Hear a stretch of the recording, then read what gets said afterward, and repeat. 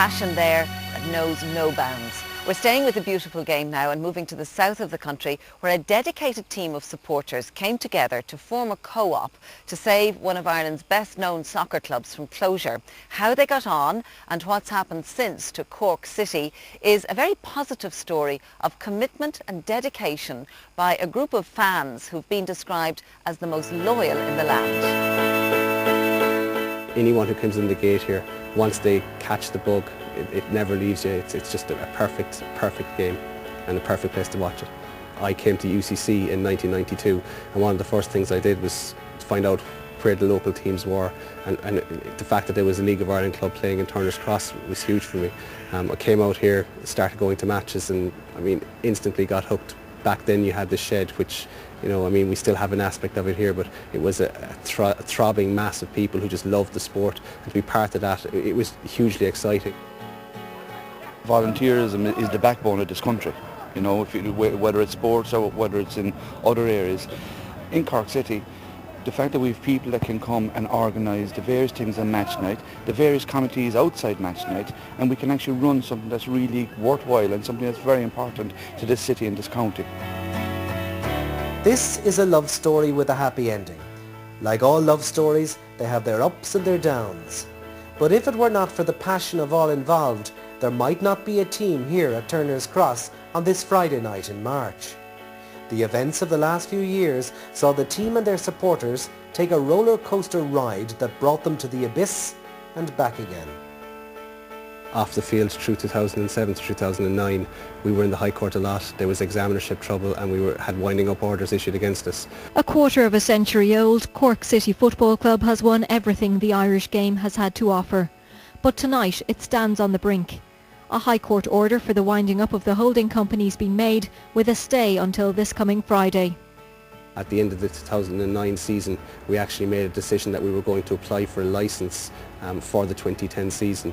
Now, that was because we were so concerned about how things were going off the field with Cork City at the time that we felt we had to put an alternative in place in case things went badly. As it turned out, it was one of the most prudent decisions that has been made in the history of the club, and the fact that it was made by all the membership and everyone got behind that process, you know, it really stood us in good stead. Today the clouds have lifted and all is well at the home of Cork City Soccer.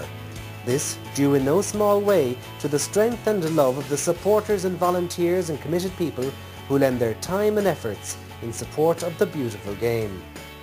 There's a real sense of people coming back together. There's a real sense of ownership coming back in, and I suppose the camaraderie that's there. And you can go anywhere in the country and you'll see the Cork City jersey and you automatically make the connection.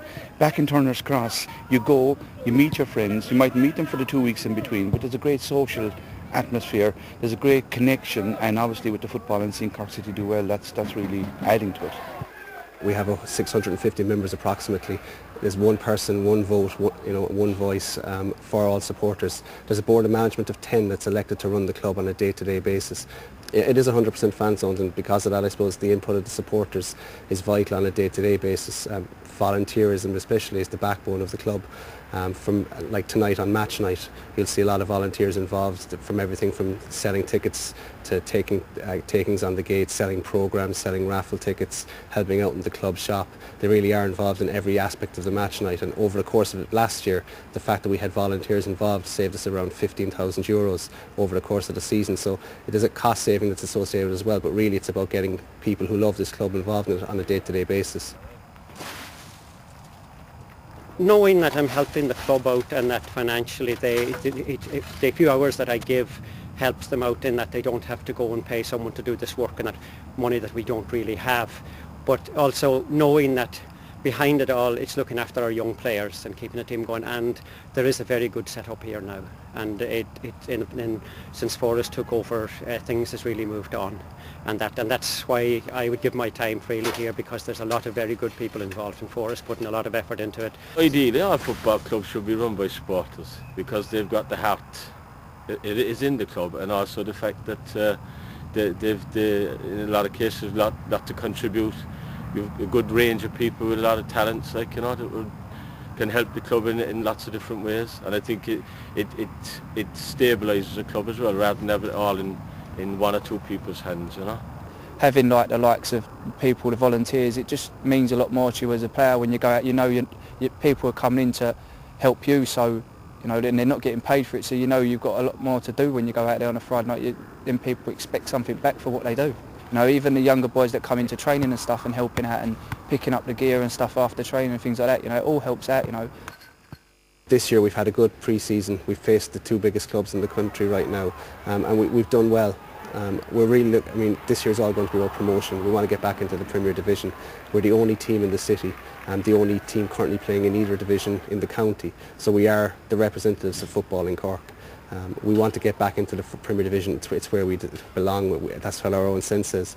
And Tommy Dunn's done a good job getting a really good squad together, and we're going to be thereabouts in the last day of the season. It's hugely important for us as a club that all these people put their money into the club as such, because at the end of it, it's their club and they'll reap the benefits of it. It won't be for anybody outside of the supporters. It's for them, and we feel that if they do put their heart and soul into it, well then they'll get a club that they'll be proud of. I think the cooperative model is the way forward, because again, you have, in our case, you have 650 individual members who each pay a small amount of money. It's something that they can afford as individuals, something that they're happy to give for the club that they support and the club that they love.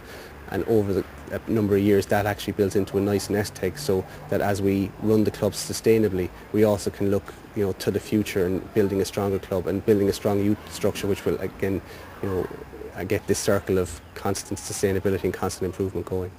It's become part of what we are. It's not those people that kind of run the club, it's now ours. It's our city, it's our club, and I think that message going out there is a message that we can really, really honour and really be a full part of. I think everyone's embraced the fact that this is a supporters-run club. The club is actually in the hands now of people who will always look after it and who have its best interest at heart. The main thing that we need from the people of Cork is support. I mean, it sounds very cliched to say, but to get people in the gate here and to experience what we've got in Turner's Cross is vital. We have the perfect Friday night here in Cork City. We just want to get people, I mean, once someone comes in the gate to experience it, they're not going to forget it. The colour, the atmosphere, the vibrancy, the family enclosure, providing a great platform for a family night out is you know, it is the best Friday night in Cork. And if people come in, experience it, I know they'll fall in love with the club.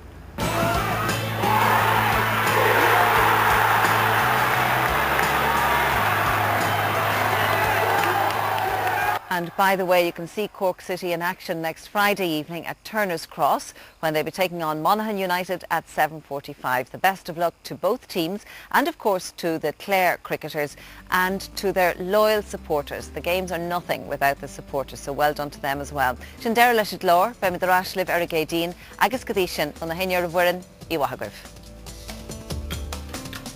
On next